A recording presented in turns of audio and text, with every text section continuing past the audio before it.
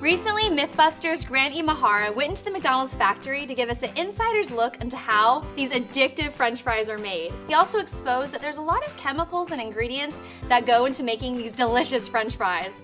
Well, we're gonna take what we learned and apply it to making the best possible French fry at home, minus the dimethylpolysiloxane. Now, when they broke down the French fry, they revealed that over 14 ingredients are used in the process. Don't be scared. Most of those are additives that are needed when manufacturing millions of French fries that are shipped all over the world every single day. So thankfully, unless you plan on starting a French fry franchise out of your kitchen, you don't need a lot of them. One thing we learned is, like any good French fry, McDonald's starts with a russet potato. Now, over at the McDonald's factory, they have this great machine that basically uses high water pressure to blast the potato through a die cast and cut it perfectly. But at home, a knife will work just fine. So we're just gonna start by making slices.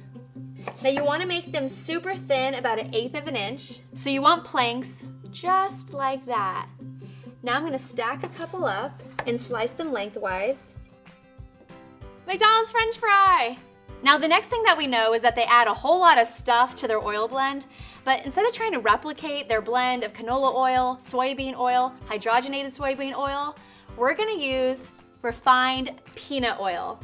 It has a high smoke point just like their oil blend and a neutral taste. Then they add 2 ingredients, citric acid and dimethylpolysiloxane, which helps to ensure the freshness of the oil and keep it from splattering, which is definitely something that you need when you're frying things all day long, but we can skip that part. Then they add dextrose to the French fries, which is basically a fancy word for sugar.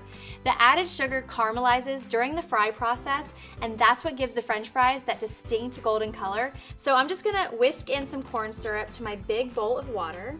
And then we're gonna add our cut French fries, pop these into the refrigerator, and let them soak for 30 minutes.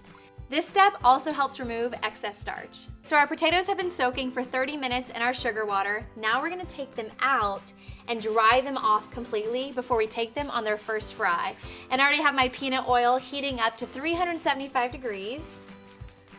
We're just gonna fry these for about 90 seconds or until they're a light golden brown color. And don't overcrowd that fryer, just do a little at a time. Once they're a light golden brown, you're just gonna place them on a paper towel lined plate and let them drain. I'm gonna finish up the rest of my French fries, then I'm gonna put the entire baking sheet in the refrigerator for 10 to 15 minutes and let them chill. So I just pulled these out of the refrigerator and now it's time to fry them again. The first time we fry them, we break down the starch, but it kind of creates this gummy or this glue-like texture on the outside of the French fry. By double frying them at a slightly higher temperature, it's gonna take away all that starch, giving it that crispy crunch. But there are still some ingredients we have yet to discuss. So McDonald's has this thing called a flavor bath. It's basically naturalized beef flavor, hydrolyzed wheat, and hydrolyzed milk. It's what gives these French fries that distinct McDonald's flavor. Instead of adding those ingredients, why not add the meat to the French fries? Here's our solution. You have 2 options. One is you can add beef tallow. It's basically rendered beef fat. You put it right into that oil right before you're ready to fry your French fries the second time. Or if you don't have that, next time you're making burgers or steak, save all that yummy fat in the pan for when you make your McDonald's French fries. So my oil is at 400 degrees. I'm just gonna add our beef tallow. And then in small batches, we're gonna fry our French fries a second time. We're gonna fry these for 5 to 6 minutes or until they're perfectly golden brown. These are looking good. Now we're ready to strain them and put them into our bowl and season them with salt. Now, if you didn't have beef tallow when you were frying these French fries a second time, I have another solution for you. So when you're ready to season your French fries, you're gonna add beef bouillon to your salt. It's this stuff right here. A lot of times you use it for soups and stuff. So you're just gonna put a 1/4 teaspoon to 2 teaspoons of salt, shake it up, and that's what you're gonna season your fries with. But since I already have the beef tallow, I'm just gonna put a little salt. Give it a little shake. Oh my God, I am dying to try one. Do you hear that crunch? Oh my gosh. And make sure that you add that salt right when you take those fries out of the fryer so it sticks.